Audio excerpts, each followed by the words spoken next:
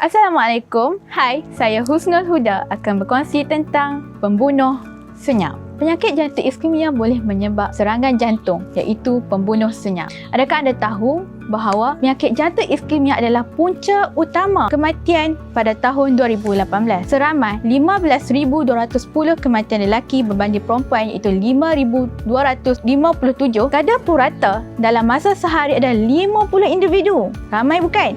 Jadi, macam mana penyakit jantung iskemia ini boleh berlaku? Penyakit jantung iskemia boleh berlaku apabila kolesterol berkumpul dalam saluran arteri yang membawa darah ke bahagian jantung. Kemudian ia akan membentuk plak. Plak itu akan menyebabkan saluran darah menjadi sempit. Saluran darah yang sempit itu akan menyebabkan kandungan oksigen ke bahagian jantung akan berkurang. Jantung akan kekurangan oksigen dan pengempaman jantung akan kurang efektif. Bila jantung kurang efektif, maka ia akan boleh menyebabkan serangan jantung. Apakah punca kepada penyakit jantung iskemia? Yang pertama adalah merokok. Yang kedua adalah kolesterol yang tinggi. Yang ketiga adalah tekanan darah tinggi. Yang keempat adalah obes dan berat berlebihan. Dan akhir sekali adalah kurang aktif. Bagaimana kita nak elak mendapat penyakit jantung iskemia atau penyakit jantung yang lain? Yang pertama, kita harus mengelak daripada merokok. Yang kedua, kita kena amalkan pemakanan mengikut piramid makanan, iaitu seimbang, sederhana dan pelbagai. Menurut piramid pemakanan, kita punya 4 aras.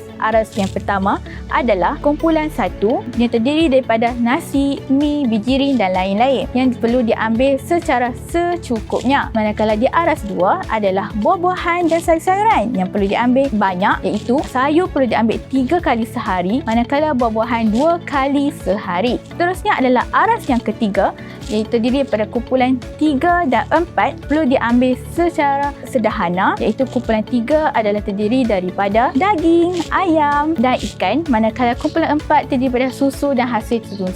Dan akhir sekali ialah aras yang keempat yang terdiri daripada kumpulan 5, iaitu minyak, mentega dan lain-lain perlu diambil secara secukupnya. Selepas kita mengelak daripada merokok, amal pemakanan yang sihat, kita perlu bersenam selama 30 minit sehari. Macam mana kita nak mengamalkan 30 minit sehari untuk bersenam? Kita perlu buat senaman selama 15 minit pagi ataupun 15 minit petang, ataupun melakukan secara serentak 30 minit di waktu pagi ataupun di waktu petang. Yang seterusnya, kita boleh mengambil ubatan yang disyorkan oleh pakar perubatan dan akhirnya melakukan pembedahan. Apa cara yang boleh kita elak untuk mendapatkan sakit jantung? Saya cadangkan anda minum jus Alkomsah yang terdiri daripada 5 bahan semula jadi, iaitu halia, cuka apple, bawang putih, lemon dan madu. Jus Alkomsah yang terdiri daripada madu tualang asli, manakala jus Alkomsah Plus yang terdiri daripada madu kelulut Borneo yang mempunyai bahan yang sama seperti jus Alkomsah ini.